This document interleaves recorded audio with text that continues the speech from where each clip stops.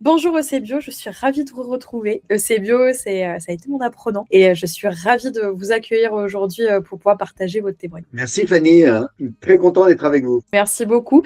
Alors la petite chose que je voulais avoir, c'est que vous présentiez qui vous êtes, qui est Eusebio, d'où vous venez, pourquoi vous en êtes là et qu'est-ce qui vous a dit ah bah tiens là j'ai eu ce parcours-là et j'en suis arrivée à me dire que j'avais envie d'être formateur. Eh bien, j'ai passé toute ma vie dans le commerce depuis l'âge de 18 ans et finalement j'ai vécu une très belle aventure qui s'est finie le 31 octobre. J'ai vendu mon affaire tout simplement. Et pendant longtemps, j'ai accueilli dans ma boutique des stagiaires ou alors j'ai accueilli également des apprentis qui venaient pour préparer leur CAP ou leur bac pro en vente. Et puis, j'ai pris beaucoup de plaisir à les accueillir, à les former, à les suivre ensuite, que j'ai voulu, au moment où j'ai fermé ma boutique, eh bien, continuer à former tous ceux qui avaient envie d'apprendre ce métier. Je me suis aperçu qu'il y avait d'autres structures en dehors de ma boutique dans lesquelles moi je pouvais continuer à former ces jeunes. C'est pour ça que je me suis renseigné, j'ai précisé un peu mon projet. Super. Donc, c'est une belle reconversion que vous faites. Donc, au moment justement où vous avez dit, allez, ça y est, là, j'ai vendu ma boutique.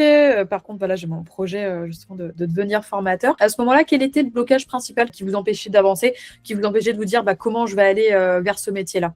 Il a fallu que je comprenne un peu le monde de la formation et le métier de formateur. C'est pour ça que finalement, il fallait que je sois très renseigné. Il me fallait beaucoup d'informations. Surtout, j'ai compris qu'il y avait un certain nombre de niveaux de certification, avec des niveaux comme par exemple Calliope, qui est un peu plus exigeant, qui demande une préparation très spécifique. Et c'est ce que j'ai, en m'informant sur les organismes de formation, c'est ce qui m'a semblé intéressant chez Anaya. C'est qu'il y avait une véritable préparation spécifique, en plus des autres préparations de certification de formateurs, par exemple, une préparation spécifique pour la certification Calliope. Très bien. Au début, vous êtes vraiment renseigné sur la façon, entre guillemets, d'être formateur sur le papier, comment apprendre, avoir toutes les bases, etc. Mais là, ce qui vous a intéressé justement avec nous, c'était vraiment ce côté-là de se dire que vous avez, oui, l'apprentissage du côté formateur, mais aussi, si jamais vous décidez d'aller jusqu'à Calliope, vous avez toutes les bases pour pouvoir passer ces audits. Oui, parce que Calliope,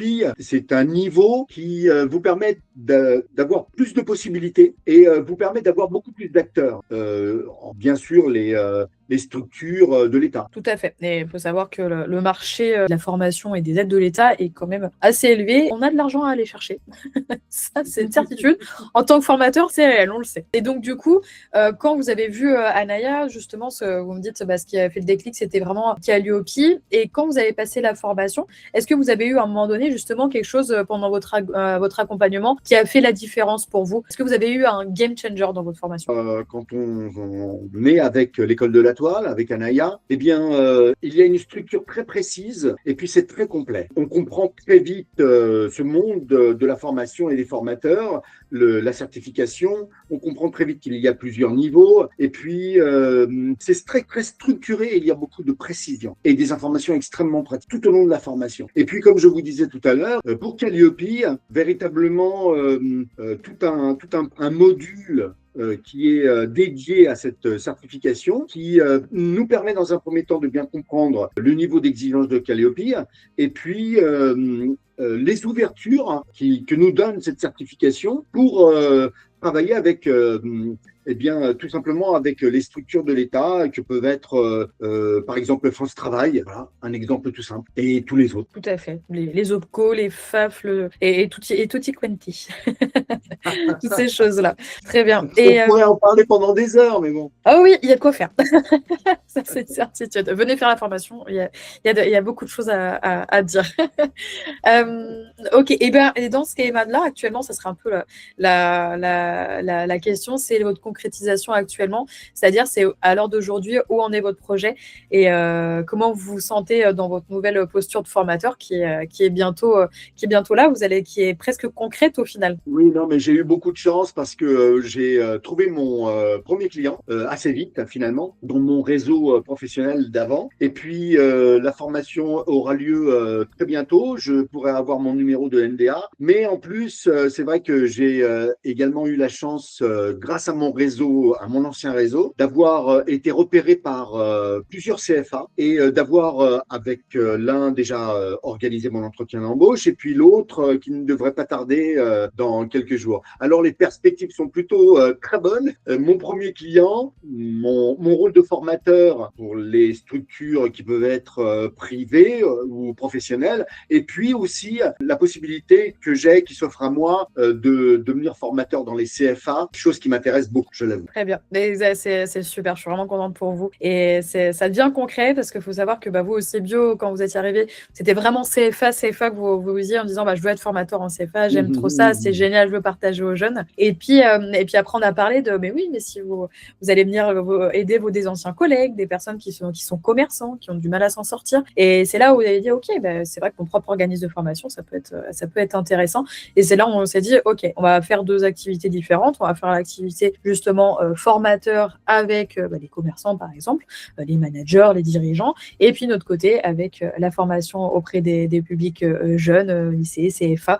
Et c'est vrai que c'est intéressant. Donc, lycée, CFA, donc pour mettre dans le contexte, là, ils ont déjà un Calliope, parce que forcément, ils sont affiliés. Par contre, tout ce qui est côté de votre organisme de formation avec les commerçants, et là, si jamais, vous allez pouvoir peut-être, quand vous aurez votre NDA passé Calliope, pour pouvoir leur faire profiter justement de ces offres-là et puis leur faire profiter des financements par rapport à l'entreprise, des OPCO pour les entreprises, les FAF pour les indépendants, voilà, pour pouvoir vous développer un réseau. Et vous avez un très grand réseau ECBio parce que vous faites beaucoup de choses dans l'associatif, les syndicats, etc.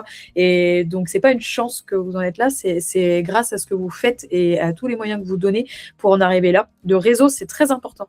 Et ça, oui, on le sait. Oui, très raison. Et puis, c'est dans mes projets à court terme, la préparation de la certification Calliope. Parce que je veux vraiment embrasser le métier de formateur dans tout ce qu'il a comme possibilité. De toute façon, vous, au CBio, vous êtes un formateur né. Et ça se ressent beaucoup. Et je sais que vous allez prendre beaucoup de plaisir. Et j'ai vraiment hâte de voir justement votre parcours, de voir justement que vous fassiez vos retours sur vos premières formations, sur vos premiers apprenants. J'ai vraiment hâte de ça parce que je sais que vous allez vraiment passer de très bons moments dans la deuxième partie de votre vie. Je vous le promets. Vous serez au courant régulièrement, je vous le promets. C'est super. Mais en tout cas, merci beaucoup, Sebio. Moi qui vous remercie.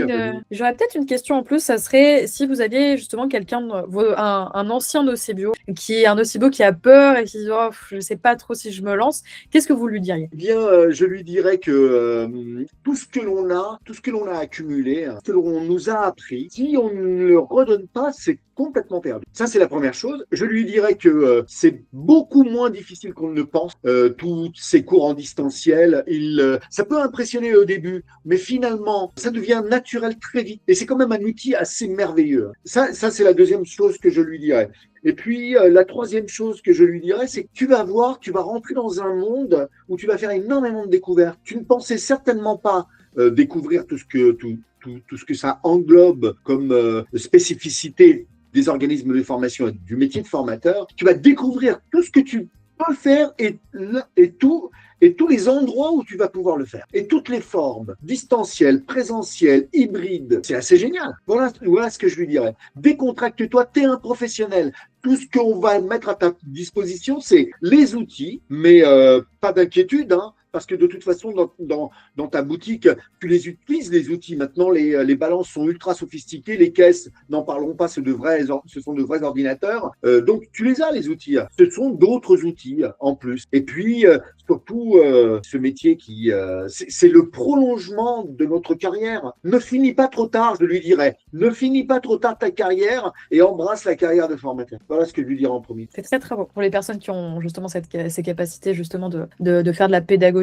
pour les jeunes et de l'andragogie pour les adultes, c'est les personnes qui ont cette capacité de partage et qui aiment ça. C'est vrai que je pense qu'on leur conseillerait tous de finir, de partir dans la formation à un moment donné. Parce que c'est vrai que, comme vous dites, c'est une vraie valeur de partager, de donner ce partage. Et même si moi, j'ai beaucoup moins d'ancienneté dans ce que je fais par rapport à vous, et même avec le peu que j'ai, je suis heureuse comme tout de pouvoir le partager. Vraiment.